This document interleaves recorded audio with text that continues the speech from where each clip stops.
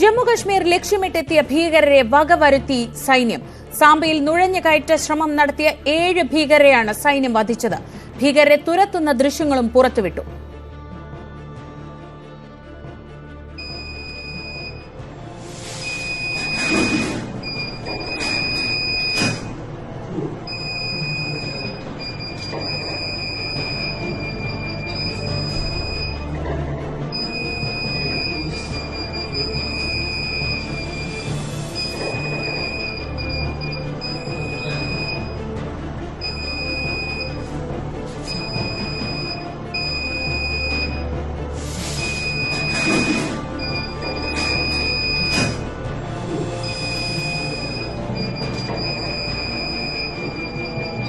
നിയന്ത്രണ രേഖയിലും വ്യോമമാർഗവും പാകിസ്ഥാന്റെ പ്രകോപനങ്ങൾ തുടരുന്നതിനിടെ രാജ്യം അതീവ ജാഗ്രതയിലാണ്. ഡൽഹിയിൽ നിർണായക യോഗങ്ങൾ ചേർന്നു. ആഭ്യന്തരമന്ത്രി അമിത്ഷാ BSF, CISF DGകളുമായി കൂടിക്കാഴ്ച നടത്തി. പ്രതിരോധ മന്ത്രി രാജ്നാഥ് സിംഗ് സേനാ മേധാവികളുമായി കൂടിക്കാഴ്ച നടത്തി സാഹചര്യങ്ങൾ വിലയിരുത്തി.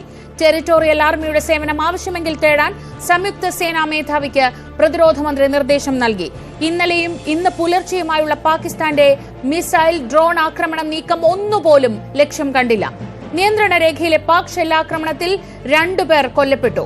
സംഘർഷ സാഹചര്യത്തിൽ IPL മത്സരങ്ങൾ അനന്തമായി മാറ്റിവെച്ചു.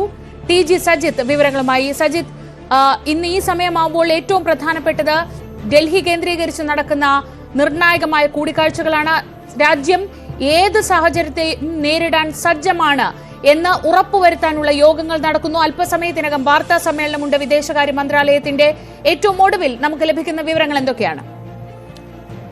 ശ്രീജ, വളരെ തന്ത്രപ്രധാനമായ ദിവസമായിരുന്നു ഇന്ന് പകൽ നിർണായക കൂടിക്കാഴ്ചകൾ നടന്നു. അതിനൊടുവിൽ വിദേശകാര്യ മന്ത്രാലയം 5:30 മാധ്യമങ്ങളെ കാണുകയാണ്. നമുക്കറിയാം, ഓപ്പറേഷൻ സിന്ദൂർ ആരംഭിച്ചതിന് ശേഷം കഴിഞ്ഞ ദിവസങ്ങളിലെല്ലാം കൃത്യമായി തന്നെ മാധ്യമങ്ങളോട് വൈകിട്ട് ഇന്ന് ദൗത്യത്തിന്റെ ഓരോ നീക്കങ്ങളും വിശദീകരിക്കുന്ന ശൈലി വിദേശകാര്യ മന്ത്രാലയമുണ്ട്. വിദേശകാര്യ മന്ത്രാലയത്തിനൊപ്പം തന്നെ സൈനിക പ്രതിനിധികളും അതിൽ പങ്കെടുക്കുന്നു എന്നാണ് കഴിഞ്ഞ ദിവസങ്ങളിൽ കണ്ടത്. ഇന്നും സമാനമായ നീക്കമാണ് ഉണ്ടാവുന്നത്.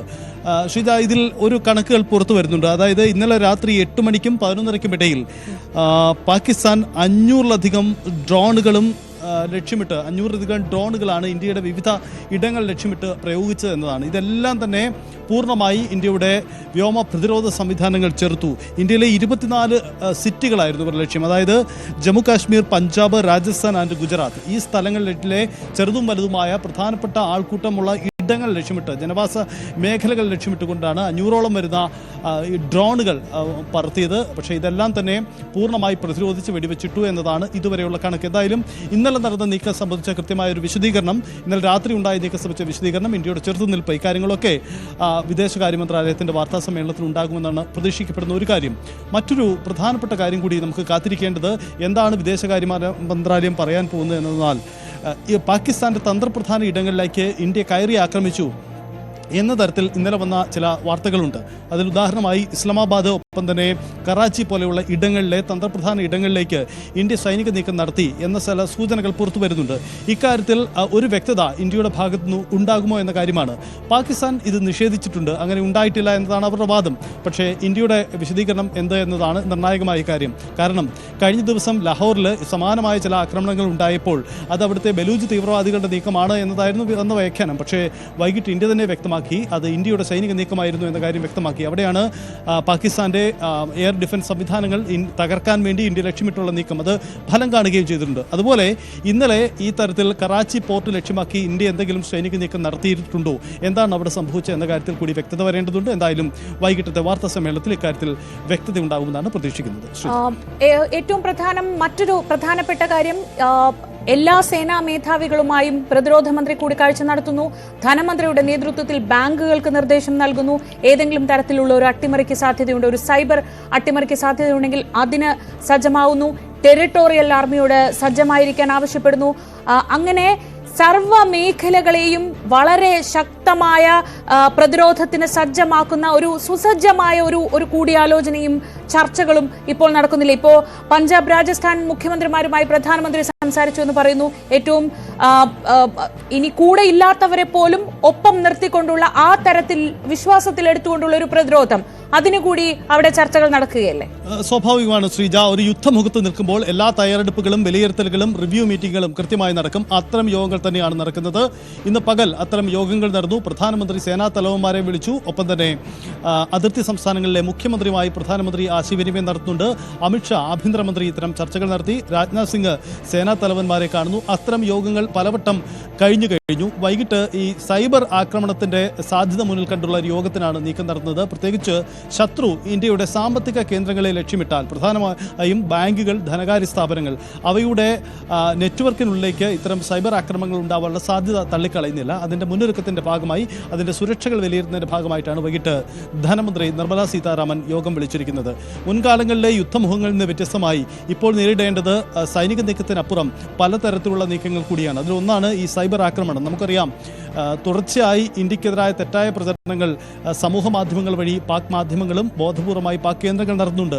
അതിനെ ഇന്ത്യയുടെ PIB പ്രത്യേക സംവിധാനങ്ങൾ ഒരുക്കി ചെറുക്കുകയും ചെയ്യുന്നുണ്ട്.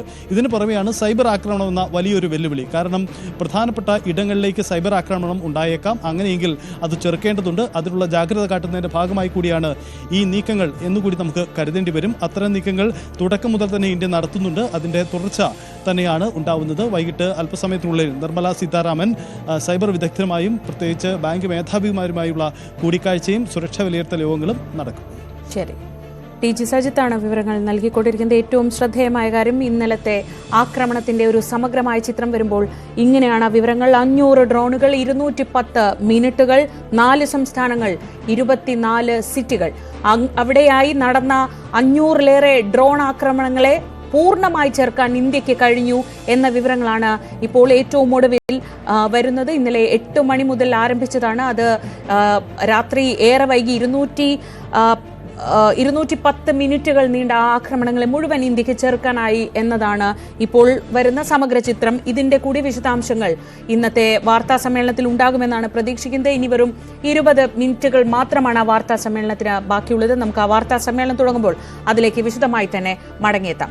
ഇതിനിടെ പാകിസ്ഥാന് കർശന താക്കീതുമായി ഇന്ത്യൻ സൈന്യം. പാകിസ്ഥാൻ ആക്രമണം നിർത്തിയില്ലെങ്കിൽ പ്രത്യാഘാതം ഗുരുതരമായിരിക്കുമെന്നാണ് മുന്നറിയിപ്പ്. മുതിർന്ന സർക്കാർ വൃത്തങ്ങളെ ഉദ്ധരിച്ചാണ് വാർത്താ ഏജൻസികൾ ഇക്കാര്യം റിപ്പോർട്ട് ചെയ്യുന്നത്. ഇന്ത്യ പാകിസ്ഥാനിലെ ഭീകരരെയാണ് ആക്രമിച്ചത്. സൈനിക കേന്ദ്രങ്ങളെ തൊട്ടിട്ടില്ല. ഇന്ത്യയുടെ സൈനിക സന്നാഹങ്ങൾ മികച്ചതാണെന്ന് പാകിസ്ഥാൻ മറക്കരുതെന്നും ഇന്ത്യ മുന്നറിയിപ്പ് നൽകുന്നുണ്ട്.